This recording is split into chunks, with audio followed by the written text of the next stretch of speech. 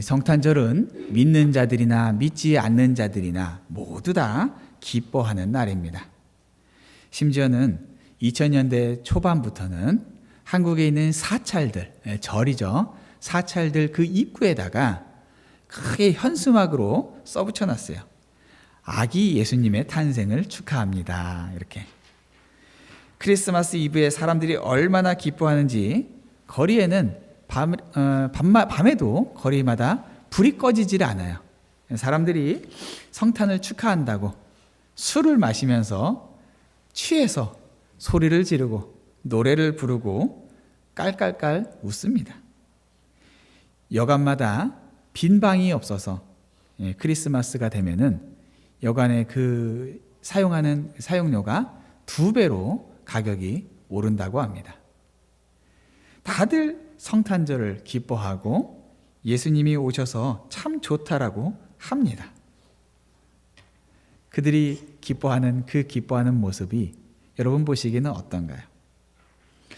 2000년 전 예수님께서 이 땅에 오셨을 때 사실 예수님은 별로 환영을 받지 못했습니다. 왜 그랬을까요? 그것은 바로 예수님께서 그들의 기대, 예수님을 메시아를 기다렸던 그 사람들의 기대와 다른 모습으로 이 땅에 오셨기 때문이었어요. 얼마 전에 제가 한국에 방문해 있을 때 좀 많이 일정이 바빴어요. 그래서 아내가 좀 이렇게 편하게 입을 뭐 이렇게 뭐 블라우스였는지 티셔츠였는지 뭐 그런 걸 하나 좀 사고 싶다고, 한국이 옷도 좀 더 싼 것들, 질이 좋은 것들이 있으니까 좀 사고 싶다고 그러는 거예요. 그래서 뭐 시간이 안 되니까 그러면은 내가 차를 몰고 가서 백화점 앞에다 내려주고 나는 다른 데 가서 일을 좀 보고 다시 올 테니까 그러면 바로 가서 당신이 지난번에 봤던 거 있다고 하니까 그거 그냥 그대로 사갖고 와, 이렇게 얘기를 한 거죠. 그래서 차를 내려주고 다른 데서 일을 보고 이제 당연히 나왔을 줄 알고 전화를 했는데 안 나온 거예요. 그래서 백화점 주변을 한 바퀴 돌았어요. 샀어? 조금 기다리래요. 2바퀴 돌았어요. 3바퀴 돌았어요. 조금 짜증이 났어요. 바로 가서 결제하고 그냥 바로 나오면 되는데 왜 이렇게 오래 걸리는 거야? 나중에 아내가 나왔는데 표정이 별로 안 좋아요. 왜? 그렇게 사고 싶은 옷 샀는데 뭐 표정이 그래? 이렇게 물어봤더니 와이프가 한국에 있는 동안에 여기에 이제 그 미국에서 있으면서 이 검버섯 같은 게 하나 있어가지고 한국에 있으면서 피부과에 가서 이거를 뭐 이렇게 뺐어요. 이거 빼고 나면은 한동안 여기에 뭐 크림을 바르고 이렇게 햇볕이 쬐면 안 된다고 해서 모자를 이렇게 뭐 써야 되는데 장모님이 이렇게 뭐라고 하죠? 선캡이 아닌데 이 좀 유상한 한국의 그 아줌마들이 많이 쓰는 그런 모자가 있어요. 이제 그걸 항상 와이프가 쓰고 다녔어요. 근데 여러분 한국 가면은 한국에 있는 친구들이 사람들이 얼마나 옷을 멋지게 또 예쁘게 입는지 보셨죠? 미국에 살다가 이렇게 편안하게 갔는데 와이프가 백화점에 가서 뭐 비싼 옷도 아니에요. 1층에서 파는 옷. 근데 그걸 사러 들어갔는데 와이프가 편한 복장에 여기 모자를 갖다가 이렇게 아줌마들 쓰는 그런 모자를 쓰고 들어갔더니 별로 이렇게 좀 반갑지가 않은 거죠, 직원이. 비싼 옷도 아니고 그 매장이 뭐 이렇게 잘 번드르게 한 것도 아니고 뭐 좋은 백화점이었지만은 그 1층에서 좀 이렇게 많이 이렇게 물건을 이렇게 동로 쪽이나 뭐 이런 쪽에 갖다 놓고 파는 거 있잖아요. 이제 그런 옷이었다라고 들었어요. 근데 갔는데 직원이 별로 이렇게 응대를 잘 안 하는 거예요. 그 와이프는 이걸 사려고 벌써 봐놨는데 이걸 얘기를 했더니 이거 사시게요? 이러면서 얘기를 했다는 거죠. 그래서 이거 주세요라고 한 거죠. 그 이제 와이프가 카드를 내밀었는데 카드를 긁었더니 이 카드 미국에서 쓰던 카드를 쓰니까 뭐 원화로 결제를 할 거냐, 뭐 달러로 결제를 할 거냐, 뭐 이런 게 떠요. 그러니까 그런 게 뜨니까 이 직원이 딱 보고서는 외국에서 오셨어요? 그러니까 와이프가 네 이러니까 어디 베트남이요? 베트남이에요? 필리핀이에요? 이랬다는 거예요. 그러니까 와이프가 너무 당황해가지고 그냥 다른 사람들 같으면 뭐 말을 그렇게 하세요. 내가 베트남에서 왔건 필리핀에서 왔건 무슨 상관이에요? 왜 그렇게 말해요? 이렇게 할 법한데 와이프는 또 너무 당황해서 아니요. 미국인데요. 그랬더니 직원이 놀라면서 미국에서도 이런 사람이 있나 싶었는지 미국이요? 이러더니 그냥 이렇게 뭐 별말 없이 계산해주고 나왔다는 거예요. 그 와이프가 나오면서 생각해 보니까 나를 너무 이렇게 좀 무시한 거 아니야? 나를 너무 이렇게 내가 뭐 복장이 그랬건 그리고 그러고 가지고 그렇게 무시할 게 있어? 이런 생각해 보세요. 거기서 일하는 사람은 부자가 와서 돈을 이렇게 물건을 팔건 아니면은 뭐 그냥 허름하게 입고 온 사람이 그냥 물건을 하나 와서 팔아주건 그 사람들은 똑같이 10,000원짜리 팔면은 몇천 원 남는 건 똑같을 거예요. 그죠? 부자가 와서 사건 가난한 사람이 사건 전혀 상관이 없어요. 그런데 거기서 일하는 사람들이 뭔가 좀 잘 입고 번듯한 사람이 와서 물건을 팔면은 아마도 내가 상대하는 사람들은 이런 사람들이야.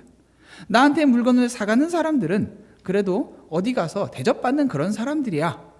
그런데 가난한 사람들이 와서 물건을 사면은 내가 상대하는 사람들이 이런 사람들이라고? 자존심 상해. 아마도 그런 마음들을 좀 느끼는 것 같아요. 마치 부자를 상대하면은 자기가 부자가 된 것 같고 가난한 사람들을 상대하면은 자기가 가난한 사람이라도 된 것처럼 느끼는 거죠. 그래서 이 명품 회사들은 가난한 사람들, 평상시 복장이나 이런 것들이 보이기에 별로인 사람들이 자기네 물건들을 가지고 다니는 것을 별로 좋아하지 않는데요. 이런 현상이 오늘날 교회 안에도 일어나고 있어요. 정말로 그래서는 안 되는데 강남의 큰 교회들을 가면은 그곳에는 부자들도 많고요. 연예인도 많고 정치인도 많고 대학 교수도 많아요. 근데 그런 곳에 초라한 복장에 별 볼 일 없어 보이는 그러한 가난한 사람이 방문을 하면은 별로 그렇게 환영을 받지 못한다고 해요. 이 신앙생활하고 그 안에 부자가 많이 있고 대학 교수가 많이 있는 게 우리의 신앙생활에 무슨 상관이 있나요? 그 안에 연예인이 많이 있으면은 우리 교회가 그래서 사람들에게 그 굉장히 유명한 교회가 되면은 신앙생활 하는데 조금이라도 도움이 될까요? 전혀 그런 게 없어요. 그런데 사람들은 마치 우리 교회에 부자가 많고 대학 교수가 많고 연예인이 많으면은 마치 나도 그런 사람인 것처럼 그래서 그런 사람들이 오면은 기쁘고 장애인이나 가난한 사람들이나 사회적으로 별로 환영받지 못하는 사람들이 교회에 오면은 마찬가지로 교회에서도 별로 환영하지를 않는 거예요. 정말 제가 들은 몇 번, 제가 신앙생활하면서 또 목회를 하면서 정말 생각하기도 싫고 정말 너무 들을 때 화가 났던 말 중에 하나가 교회에 돈 많은 사람이 많아야 된다는 거예요. 헌금 많이 할 수 있는 사람. 아니, 헌금 모자라면은 그래서 교회가 적자 나서 정말로 교회가 문을 닫아야 되고 미국 교회 가서 신세를 져야 된다라고 하면은 그게 정말로 부끄럽습니까?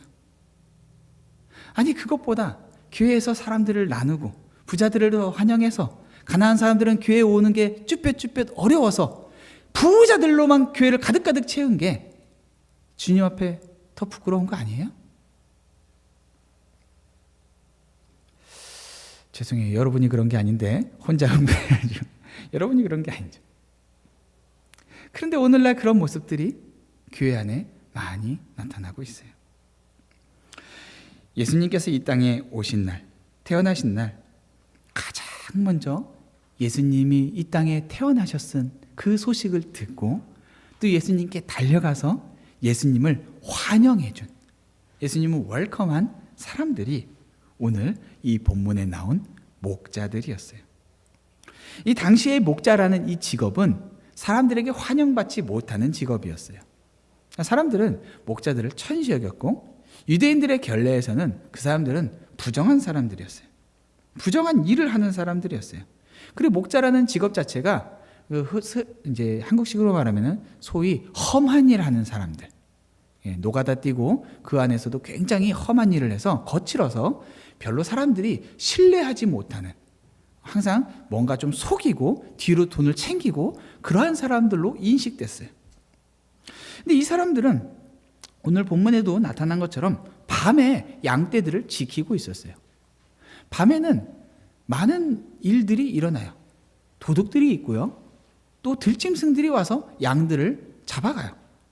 그래서 이 밤을 지새면서 양을 지키는 것은 굉장히 고되고 지치는 일들이에요. 그런데 이 복음이 하필이면은 예수님이 오셨다는 소식이 왜 이 목자들에게 전해졌을까요? 목자들이 밤에 마침 깨 있었기 때문에 그랬을까요? 누가복음은 가난한 자들을 위한 복음이라고 불려요. 다른 복음서들, 마가복음, 마태복음 이런 곳에서는 주님께서 주시는 이 설교의 핵심이 하나님의 나라가 왔다. 그리고 그 나라를 위해서 너희들 회개하라. 이런 내용들이에요. 그런데 누가복음에는 그런 내용들을 말하는 게 아니라 가난한 자, 포로된 자, 눈먼 자, 눌린 자를 위한 메시아가 오셨다라고 말하고 있어요. 예수님의 부모가 가난한 자들이었다라고 기록한 것도 누가복음이에요. 예수님께서 이 누가복음 4장에서 회당에 가서 예수님의 취임 설교, 예수님 메시아 사역을 공포하는 그 설교를 하실 때 이사야 말씀을 인용하시는데 그때 뭐라고 하셨냐면 주의 성령이 내게 임하셨으니 이는 가난한 자에게 복음을 전하게 하시려고 내게 기름을 부으셨다라고 말씀하세요. 예수님께서 굉장히 가난한 사람들에게 관심이 많으셨고 예수님의 사역 자체가 바로 가난한 자들을 위해서 오신 사역이었다라고 말하고 있는 거예요. 그러니까 오늘 본문의 이 목자들에게 예수님이 오신 사건을 먼저 전한 것은 의도적이었어요. 천사가 이 목자들 앞에 나타나자 오늘 본문에서 9절에 보니까 그들이 크게 무서워하는지라 라고 말하고 있어요. 무서워했어요. 목자들은 가난했고요. 언제나 위협에 노출된 사람들이었어요. 밤에는 더더욱이나 위험한 시간이라고 했죠. 여러분 한밤중에 우리 20에이커 되는 우리 교회의 잔디 한가운데에 여러분 텐트를 치고 밤을 지샌다고 한번 생각해 보세요. 근데 갑자기 누가 나타났어요. 어떻게 했어요? 무섭겠죠. 우리 교회 중앙에서도 사람들 없는 이 잔디밭 위에서도 그럴진데 고대 2000년 전에 사람들이 낯선 누가 방문객이 오지 않을 법한 그 공간에 갑자기 누군가가 나타났어요. 이 목자들은 언제나 사람들에게 압제당했고 빼앗기는 데 익숙한 사람들이에요. 그래서 누군가가 왔을 때 그 누군가를 낯선 사람을 봤을 때 내가 이 사람을 마음껏 너 여기서 뭐 하는 거야? 소리 지르고 빼앗고 때리고 하는 데 익숙한 사람들이 아니라 항상 구박받고 쫓겨다니고 빼앗기는 데 익숙한 사람들이기 때문에 낯선 사람들을 보면은 두려웠어요. 갑자기 나타났어요. 이 사람이 언제 나의 무엇을 빼앗아 갈지 모른다라고 하는 두려움이 있죠. 자, 그런데 이 천사가 이 두려움이 익숙해서 항상 염려와 걱정으로 가득한 이 목자들에게 나타나서 첫 번째로 한 말이 무서워하지 말라였어요. 무서워하지 말라. 왜요? 바로 그들에게 온 이유가 온 백성에게 미칠 큰 기쁨의 소식을 전하기 위해서였다라는 거예요. 메시아가 왔다라는 거예요. 그리스도가 너희를 위한 그리스도가 태어났다. 여러분 그리스도가 태어났다라는 사실은 기쁜 소식이에요. 이스라엘 백성들은 지금껏 이 메시아 그리스도를 기다려왔어요. 그런데 모두에게 동일하게 메시아의 탄생이 동일한 강도로 기쁘지는 않았을 거예요. 요즘은 한국 정치가 참 많이 발전했지만은 제가 어렸을 때만 해도 정말 많이 들었던 이야기 중에 하나가 그놈이 그놈이야. 그놈이 그놈이야. 그래서 누가 돼도 상관없다. 나쁜 짓 했다? 잡혔다? 원래 그래. 안 잡혀가는 놈들은 안 걸렸을 뿐이야. 라는 말로 얘기를 했었어요. 재벌이나 기업인들, 수출 수입하는 이런 사람들은 누가 정치인이고 누가 대통령이냐에 따라서 자신들의 이 삶이 전혀 다른 모양으로 바뀌지만은 하루 벌어 하루 먹고 살아가는 사람들에게는 정치까지 신경 쓸 겨를이 없었어요. 조선시대에 왕이 누구냐? 백성들이 잘 느끼지를 못했어요. 그런데 2000년 전에 이스라엘 백성들에게 로마 황제가 그들을 다스리고 있건, 아니면 로마 황제가 떠나고 새로운 누군가가 그들을 다스리건, 그렇게 크게 사회 하층민으로 살아가고 있던 목자들은 어차피 압제당하고 있던 그들의 삶에 별로 큰 차이는 없었을 거란 말이죠. 그런데 천사가 이 좋은 소식을 전했다라고 했을 때 이 소식이 몇몇에게만, 사회의 지도층에게만 좋은 소식이 아니라 바로 이 목자와 같이 아무것도 갖지 못하는, 아니 오히려 압제당하고 있는 그들에게도 동일하게 적용될 온 백성에게 미칠 큰 기쁨의 소식이다라고 전했다라는 거예요. 사실 이 얘기만 들었을 때에는 그렇게 크게 감흥이 오지 않을 수가 있어요. 왜요? 누구나 다 항상 새로운 지도자가 나타났을 때 항상 하는 말이 가난한 사람들을 위해서, 서민을 위해서 섬기겠다라고 말하니까 그것은 너무나도 고리타분하고 익숙한 뻔한 말 중에 하나일 수가 있는 것이죠. 그런데 그 다음에 천사가 전하는 말들이 바로 이 목자들에게 충격을 주는 말이었어요. 그게 뭐예요? 11절에 오늘 다윗의 동네에 너희를 위하여 구주가 나셨으니 곧 그리스도 주시니라. 일단 다윗의 동네라고 하는 것은 사람들이 별로 관심을 받지 못하는 초라한 촌동네 같은 곳이에요. 이 플로리다를 생각할 때에 올랜도는 사람들이 알고, 야, 유니버설 스튜디오가 있는, 디즈니 월드가 있는, 다 알잖아요. 근데 오칼라 하면은 뭐예요? 무슨 칼라야? 무슨 색깔이야? 오칼라. 이름이 뭐 그래? 뭐 그렇게 사람들이 오칼라에서 무슨 일이 있을 수 있겠어? 뭐 별로 아무도 기대하지 않아요. 기껏해야 같이 자랑하는 게 말이 참 좋은 말들이 많대. 그 우리랑 무슨 상관이에요? 자, 그런데 정말로 사람들이 관심을 갖지 않는 이 다윗의 고향, 그곳에서 그리스도가 났다라는 거예요. 그곳에서 날 법한 사람들은 왕이나 귀족들이 날 법한 곳이 아니에요. 다윗이 그곳에 난 것 자체가 기적 같은 일이었어요. 그런데 그곳에서 그리스도가 났다라는 것, 그것이 목자들에겐 굉장히 신선했어요. 그런데 이 천사가 전하는 말은 거기서 끝나지를 않아요. 너희가 가서 12절에 강보에 쌓여 구유에 뉘어 있는 아기를 보리니 이것이 너희에게 표적이니라. 여러분, 이게 너무 이상한 말 아니에요? 저는 가끔 가다가 이렇게 한국에서 이렇게 아이를 낳으려고 이 임산부가, 만삭의 임산부가 병원으로 가다가 택시에서 애를 낳았다, 뭐 혹은 얼마 전에 뭐 지하철에서 아기를 낳았다, 뭐 그런 얘기를 볼 때면 야, 참 놀랍다, 대단하다라는 건, 그런 건 많이 봤어요. 그런데 구유에서 말이 먹고 싸고 뒹구는 그 구유에서 아기를 낳아서 그곳에서 아이를 뉘어놨대요. 구유에다가.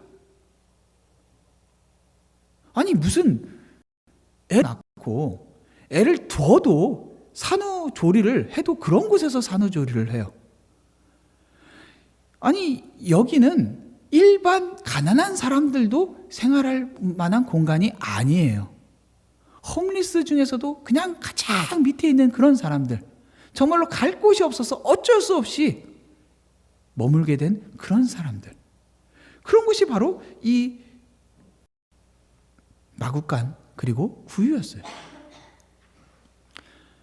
온 이스라엘이 기다렸던 그리스도가 왔는데 어떻게 그런 곳에서, 자, 만약에 그리스도가 왔는데 아니 부잣집에 도련님으로 나왔다면은 그 그리스도는 그냥 그런가 보다, 새로운 지도자가 왔나 보다, 이스라엘에 뭔가 새로운 일이 일어나겠구나 라는 정도지, 가난하고 사람들에게 무시받는 목자들이 나를 위한 그리스도처럼 여길 만한 내용은 아니었을 거예요. 혹은 환영하고 싶어도, 야 정말로 그리스도가 나왔다고? 왕궁에서 낳건 부잣집에서 낳건 정말로 우리가 기다렸던 그 그리스도가 나왔다고? 나 가서 환영하고 싶어. 못 들어가요. 왕궁의 부잣집에 누가 감히 그 사람들로부터 천대받는 목자들이 어떻게 들어갈 수가 있겠어요? 그런데 그리스도가 누구라도 마음껏 들어올 수 있는 마국간에 누구도 아우 내가 어떻게 감히 왕자님을 만날 수 있어 싶은 그 모습이 아니라 그냥 정말로 가난한 집의 아이로 태어나서 누구든지 그분을 만나고 싶다라는 진실한 마음만 있으면은 나아가서 그분을 환영할 수 있게끔 그런 모습으로 오셨다는 거예요.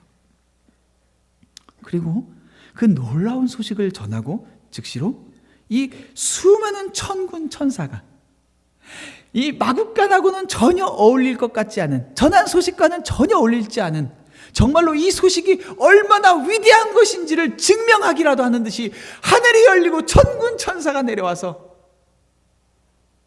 이 소식이 바로 지극히 높은 곳에서는 하나님께 영광이다 라고 외치는 거예요. 이 소식을 초라한 목자들이 마주하고 있어요. 자, 너무나도 놀랍잖아요. 그런데 그 다음에 그들이 뭐라 그래요? 땅에서는, 하늘에서는 하나님의 천사들이 노래하고 있는 이 놀라운 일들이 있는데 땅에서는 어떤 일이 있어요? 하나님이 기뻐하신 사람들 중에 평화로다 라는 거예요. 하나님이 기뻐하시는 자들에게 임하는 평화. 여러분, 평화가 뭐예요? 사람들이 가장 소원하는 게 평화예요. 샬롬. 사람들이 그냥 마음이 아유 좀 불편했는데 아유 그냥 잊고 살아야지 이런 게 평화가 아니라 모든 문제로부터 해방이 되고 어떠한 부족함도 없이 충만한 것이 바로 평화예요. 사람들은 이 평화를 얻기 위해서 노력해요. 당시 로마는 지중해를 중심으로 로마 제국이 전쟁을 끝내고 평화를 가져왔다고 외쳤어요. 로마의 평화. 이게 바로 팍스 로마나예요. 이 평화를 얻기 위해서 로마가 어떻게 했어요? 이웃 국가들을 짓밟았어요. 군합발로 짓밟고 피를 뿌리고 자신들의 독수리 깃발을 꽂았어요. 그리고는 평화가 왔다라고 외치는 거예요. 힘으로, 피로. 그들에게 평화는 그렇게 얻어져요. 수많은 사람들이 이 평화를 얻기 위해서 로마와 같이 움직여요. 사람들을 짓밟고 올라가요. 돈을 벌어서 남들이 가난해지건 남들이 사기를 맞아서 어떻게 되건 상관없이 내가 더 많이 가져야지. 남들을 어떻게 해서든지 나는 더 높은 곳으로 올라가야 되지. 돈을 벌어서 미래에 대한 불안을 없애고 좋은 보험과 운동으로 건강을 지키고 억울한 일 안 당하도록 더 높은 곳을 향해서 달려가고 다 이 평화를 위해서 그렇게 달려가고 있어요. 여러분, 그런데요, 이 누가복음 수신자가 여러분 1장에 보면은 1장 1절 2절에 보면은 그리고 3절에 이 수신자를 데오빌로 가카라는 사람에게 전하고 있어요. 데오빌로 가카. 누가는 누가복음과 사도행전을 쓰면서 모두 이 데오빌로 가카에게 이 글을 보내고 있다라고 기록하고 있어요. 물론 이제 이 데오빌로 한 사람만을 목적으로 하지는 않았을 수 있어요. 그렇지만은 분명한 것은 첫 번째 독자는 데오빌로였어요. 그리고 그 사람을 통해서 다른 사람들에게 전해질 것을 아마 기대했을 것 같아요. 자, 그런데 가카였어요, 가카. 이 데오빌로는요, 아마도 이 누가가 저술활동을 하도록 혹은 선교 사역을 하도록 도와줬던 사람인 것 같아요. 복음을 알고 있었고 가카라고 불릴 만큼 높은 지위에 있는 사람들이었어요. 자, 만약에 이 복음을 알고 있었던 이 2000년 전에 그 당시에 가장 팍스 로마나, 로마가 주는 이 평화에 가장 가까운 사람이 누구였을까 생각해 보면은 복음을 알고 있는 사람 중에서는 이 데오빌로 같은 사람이었을 거예요. 각하라고 불리는 사람. 군사력도 있고 돈도 있고 지위도 있고, 그래서 누구에게도 압제당하지 않고 부족함 없고 하고 싶은 대로 할 수 있는 사람, 그런 사람이잖아요. 그런데 오늘 이 복음서는, 이 천사들은 그들에게 말을 전하기를 평화가 로마를 통해서, 힘을 통해서, 돈을 통해서 그렇게 얻어지는 것이 아니라 바로 하나님이 기뻐하시는 사람들에게 주시는 평화다라고 말하고 있어요. 그리스도께서 오신 이유가 바로 하나님께서 기뻐하시는 사람들, 다른 말로 하나님께서 환영하는 사람들, 우리가 환영한 게 아니라 하나님께서 환영하는, 하나님께서 기뻐하는 그 사람들에게 주시는 이 평화, 이 평화를 주시기 위해서 보내신 그리스도다라고 말하고 있는 거예요. 놀라운 거예요. 모두가 평화를 얻기 위해서 그렇게 무법하고 불법하게 살아가고 있었지만은 그렇게 얻어지는 평화가 아니라는 거예요. 이 소식을 들은 목자들은 즉각적으로 반응해요. 자신들이 데리고 있던 이 양떼를 어디다 맡길까 고민하다가 시간을 지체하는 것이 아니라 즉각적으로 16절에 뭐라고요? 빨리 가서 즉각적으로 이 예수님 그리스도를 찾기 위해서 다녀요. 정확한 주소를 받지를 않았어요. 그냥 베들레헴, 다윗이 난 곳, 이들은 즉각적으로 베들레헴이라는 걸 알았어요. 베들레헴에 달려갔어요. 마구간마다 다녔어요. 애 있습니까? 사람들이 뭐라고 했을까요? 미친 사람이네. 애가 여기 왜 있어? 여기 혹시 애 있습니까? 사방군데 뛰어다니면서 어디야 여기야! 드디어 발견하는 거예요. 예수님을 찾을 때까지, 그리스도가 나신 곳을 찾을 때까지 쉼없이 찾고 다니다가 드디어 아기가 그 위에 놓이신 그 모습을 발견했어요. 그곳에서 약속된 그 평화를 발견한 거예요. 여러분, 땅에서 하나님이 기뻐하는 자들에게 임한 이 평화, 예수님 당시에 많은 사람들이 메시아를 기다려왔어요. 그런데 다른 사람들은 그 땅에서 메시아를 만나지 못했어요.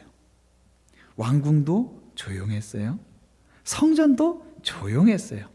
서기관도 아무도 몰랐어요. 오직 천사들과 이 목자들만 예수님이 오신 것들을 찬양하고 기뻐했어요. 왜요? 가난한 그들을 관심 가지시고 그들을 위한 복음이라는 것을 주님께서 전해주셨기 때문에. 데오빌로, 각하가 이 글을 읽으면서 어떤 생각을 가졌을까요? 자기 비위를 맞추지 않고 자기 권력과 자기 돈을 인정하지 않는 것 같은 이 누가의 글을 보면서 자존심 상하고 그를 미워했을까요? 사도행전에서도 또 데오빌로에게 이어서 글을 쓰는 모습을 보면 데오빌로가 이 복음을 정말 자신의 복음으로 믿고 받아들였다라는 것을 우리 알 수 있죠. 자신이 어떠한 권력과 재물을 가지고 있어도 자신도 이 목자들처럼 예수님이 필요한 사람이라는 것, 예수님 앞에 나도 가난하고 힘 없는 자라는 것을 인정했던 것이에요. 누구를 위한 성탄이에요? 사람들은 저 길거리에서 하하하 웃고 떠들고 술 취해서 선물 주고 음란과 죄악된 죄들을 짓고 있는 저들이 노래하는 그 성탄. 그들은 야, 성탄절인데 뭐해? 나와야지. 자신들이 자의로 성탄을 기뻐한다라고 생각하지만 사실은 그러한 삶과 행동은 하나님의 기뻐하시는 자들이라고 하는 참 성탄으로의 초대를 받지 못한 죄인들의 모습일 뿐이에요.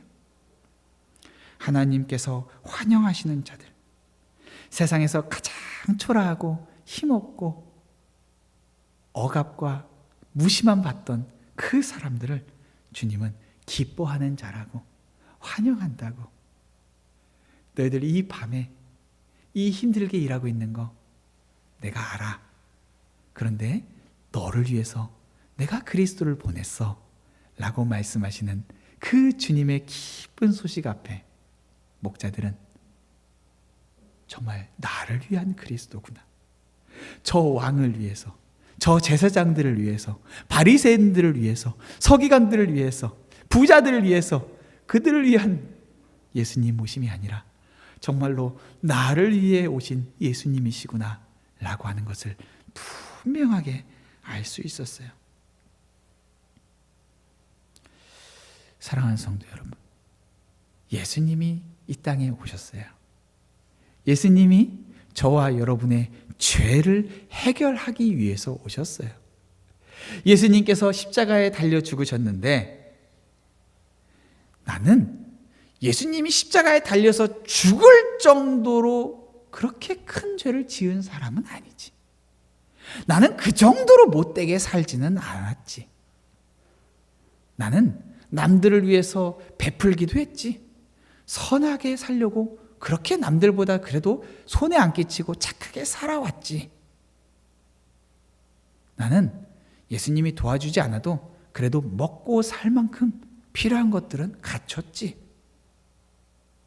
저 불신자들이 예수를 믿느니 차라리 내 주먹을 믿지 라고 말했던 것처럼 주님을 의지하지 않는, 주님을 전적으로 의지하지 않는 모든 태도는 예수님의 십자가와 내가 전혀 상관이 없다라는 것을 스스로 증언하는 거예요.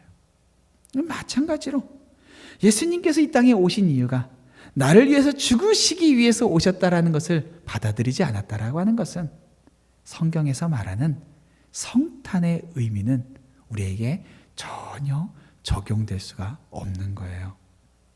그러나 우리 주님, 나와 상관없이 이 땅에 오지 않으셨죠. 사람들이 나에게 관심 갖지 않아도, 사람들이 나를 무시하는 것 같아도, 항상 부족함에, 항상 모자람에 어디에서 좀 더 도움을 받을 수 있을 방법이 없을까? 이렇게 사는 것이 무슨 기쁨일까? 우울하고 두렵고 염려와 걱정으로 가득 찬 우리의 인생에 다른 이가 아닌 바로 나를 위해 오신 예수님이라고 오늘 성경은 그렇게 이야기하고 있어요. 목자와 같이 떨고 계십니까? 괜찮습니다. 바로 그런 우리를 위해서 주님께서 오셨으니까 오늘 말씀을 묵상하면서 나를 위해 오신 그 예수님을 감격하며 기뻐하며 나의 모습에 어떠함에 상관없이 주님 오신 그것이면 충분하다라고 그렇게 고백하는 성탄의 의미가 우리의 삶 가운데에 감격되는 그러한 여러분들 되시기를 주님의 이름으로 축원합니다.